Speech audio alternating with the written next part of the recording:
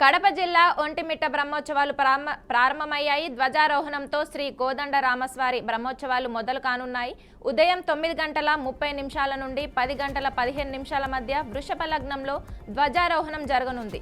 రాత్రి 7 గంటల నుంచి 9 గంటల వరకు శేషవాహన సేవలు జరగనున్నాయి.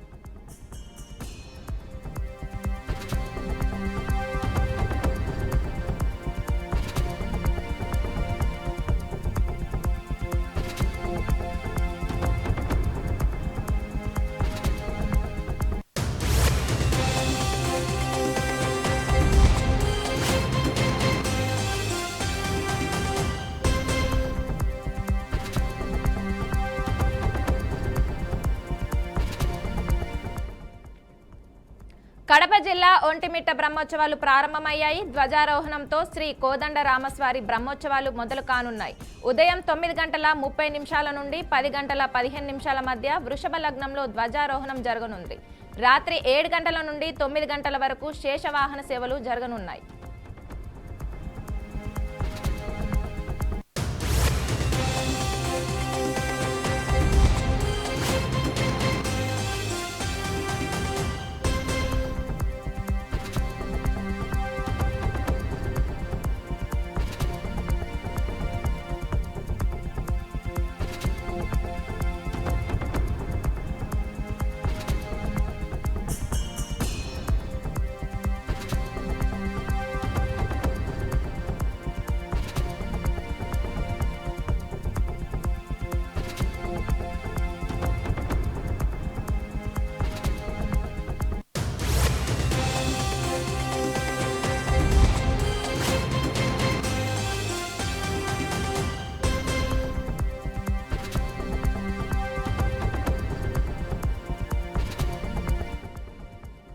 కడప జిల్లా ఒంటిమిట్ట బ్రహ్మోత్సవాలు ప్రారంభమయ్యాయి. ధ్వజారోహణంతో శ్రీ కోదండ రామస్వారి బ్రహ్మోత్సవాలు మొదలు కానున్నాయి. ఉదయం 9:30 నుండి 10:15 మధ్య వృషభ లగ్నంలో ధ్వజారోహణం జరగనుంది. రాత్రి 7 గంటల నుండి 9 గంటల వరకు శేషవాహన సేవలు జరగనున్నాయి.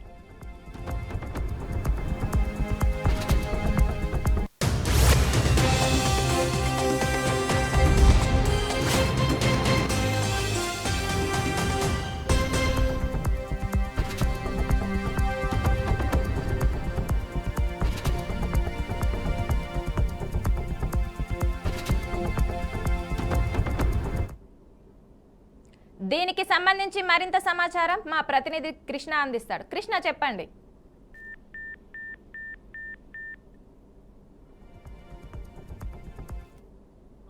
ఆలయంలో అయితే నవమి బ్రహ్మోత్సవ ఏర్పాట్లు అయితే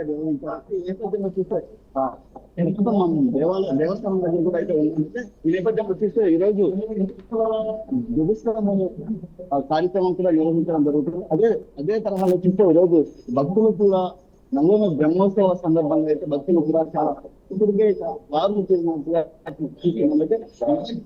నవమి బ్రహ్మోత్సవ ఏర్పాట్లు అయితే పూర్తిస్థాయి అయితే కోదండ రామస్వామి ఆలయంలో అయితే పూర్తిస్థాయి అయితే టీటీడీ ఆధ్వర్యంలో కూడా ఏర్పాట్లు అయితే పూర్తిస్థాయి అయితే మొత్తానికి చూస్తే ఏదేమైనప్పుడు కూడా కడప జిల్లాలో ఒంటిమిట్ట మండలంలోని ఏకశిలా నగరంలో శ్రీ కోదండ రామస్వామి ఆలయంలో ఎంతో ప్రతిష్టాత్మకంగా పురాణ కాలంలో నుంచి కూడా శ్రీ కోదండ రామస్వామి ఆలయం భారతదేశంలో ఎక్కడ లేనటి విధంగా జాంబవంతిగా ప్రతిష్ఠించిన ఏకశిలా నగరం అని కూడా ఇక్కడ అనుకోవచ్చు. మొత్తానికి చూస్తే జాంబవంతుడు సీతమ్మ, లక్ష్మణుడు, రాముడు కూడా ఒకే శిలపై కూడా కొలువైనట్టు అనుకోవచ్చు. అయితే ఈరోజు శ్రీరామనవమిని పురస్కరించుకొని అయితే భక్తులు కూడా పెద్ద ఎత్తున కూడా రావడం జరిగింది. అయితే మొత్తానికి చూద్దాము, భక్తులు కూడా మనతో పాటు ఇక్కడ ఉన్నారైతే వారి నుంచి కూడా మరిన్ని విషయాలు తెలుసుకున్నాము. భక్తులు ఎక్కడి నుంచి వచ్చారు, వారి నుంచి కొన్ని విషయాలు కూడా తెలుసుకుందాం.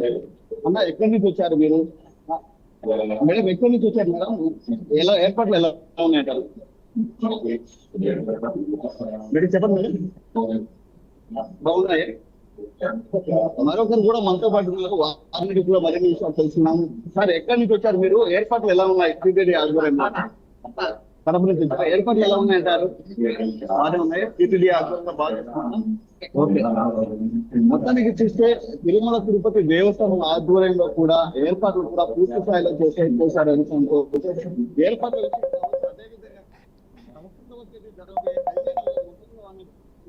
కూడా పూర్తి స్థాయిలో ఏర్పాట్లు కూడా నిర్వహించాలని కూడా తెలుస్తుంది. ఈ నేపథ్యంలో చూస్తే తిరుమల తిరుపతి దేవస్థానం ఆధ్వర్యంలో నవమి బ్రహ్మోత్సవ ఏర్పాట్లు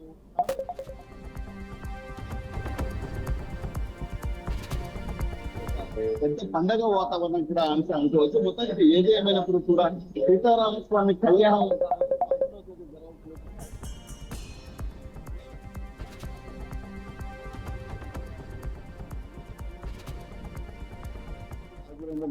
అయితే వచ్చిన భక్తులు కూడా ఎలాంటి ఇబ్బందులు జరగకుండా టీటీడీ ఆధ్వర్యంలో సర్వ పందిళ్లు వేసి అదే విధంగా వాళ్ళు రావడానికి కూడా పూర్తి స్థాయిలో ఏర్పాట్లు కూడా ఇక్కడ చేసినట్టు తెలుస్తుంది. మొత్తానికి ఏదేమైనప్పుడు కూడా టీటీడీ ఆధ్వర్యంలో అయితే నవమి బ్రహ్మోత్సవాలు పురస్కరించుకుని అయితే కోదండ రామస్వామి ఆలయంలో అయితే పూర్తి అయితే ఏర్పాట్లు కావచ్చు. అదే విధంగా చూస్తున్నాం అయితే ప్రస్తుతం అయితే ఇక్కడైతే టీటీడీ ఆధ్వర్యంలో ఏర్పాట్లు చూస్తే ఎంత సూపర్ గా ఉన్నాయి sir.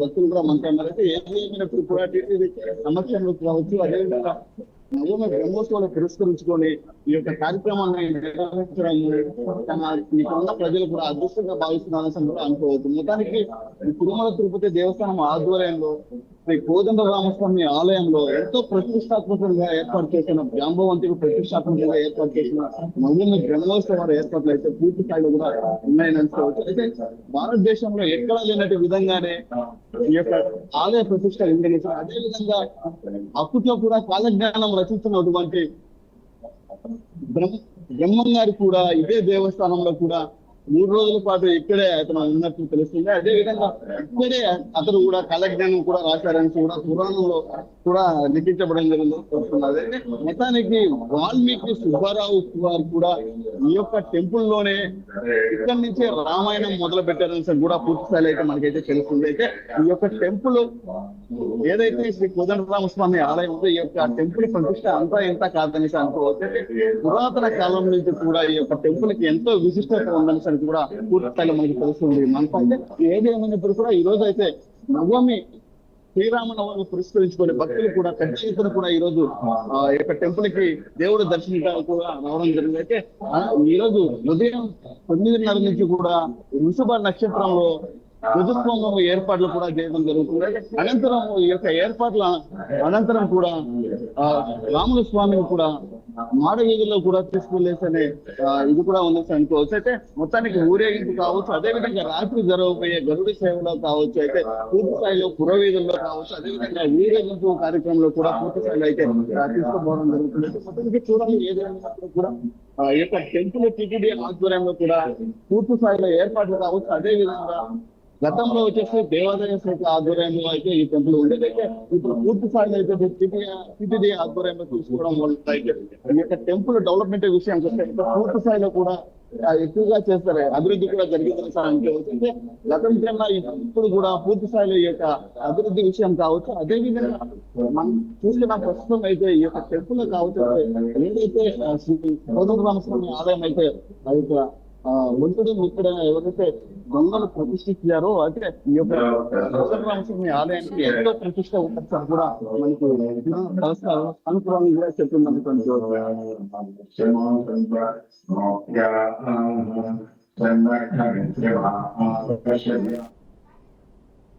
Okay, thank you Krishna.